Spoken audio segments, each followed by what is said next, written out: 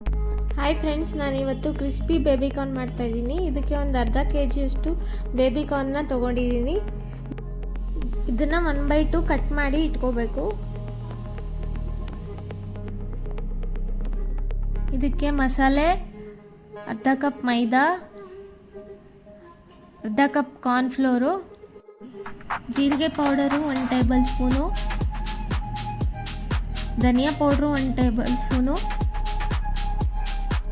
ಗರಂ ಮಸಾಲ ಅರ್ಧ table spoon,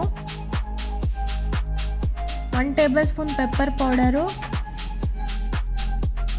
2 table spoon chilli powder, ginger garlic paste 1 table spoon, ರುಚಿಗೆ ತಕ್ಕಷ್ಟು ಉಪ್ಪನ್ನು ಹಾಕೋತಾ ಇದ್ದೀನಿ.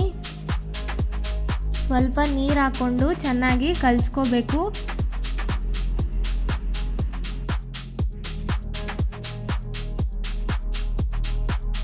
ಇವಾಗ ಕಟ್ ಮಾಡಿ ಇಟ್ಕೊಂಡಿರುವಂಥ ಬೇಬಿ ಕಾರ್ನ್ನ ಮಸಾಲೆಯಲ್ಲಿ ಚೆನ್ನಾಗಿ ಅದ್ಕೊಂಡು ಇಟ್ಕೋಬೇಕು.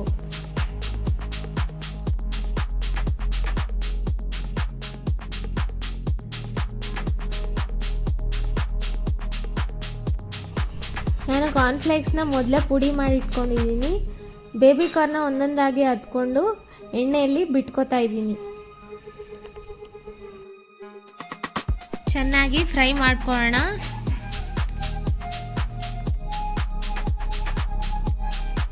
ಇವಾಗ ಇದು ಚೆನ್ನಾಗಿ ಫ್ರೈ ಆಗಿದೆ. ಇವಾಗ ಇದನ್ನ ಎತ್ತಾಕೋತಾ ಇದ್ದೀನಿ. ಕ್ರಿಸ್ಪಿಯಾದ ಬೇಬಿ ಕಾರ್ನ್ ಈಗ ರೆಡಿ ಆಗಿದೆ. ಇದನ್ನು ಟೊಮ್ಯಾಟೊ ಸಾಸ್ ಜೊತೆ ತಿಂದರೆ ಸೂಪರ್ ಆಗಿರುತ್ತೆ. ಇದೇ ಥರ ಹೆಚ್ಚಿನ ವೀಡಿಯೋಗಾಗಿ ನಮ್ಮ ಚಾನಲನ್ನು ಸಬ್ಸ್ಕ್ರೈಬ್ ಮಾಡಿ, ಲೈಕ್ ಮಾಡಿ.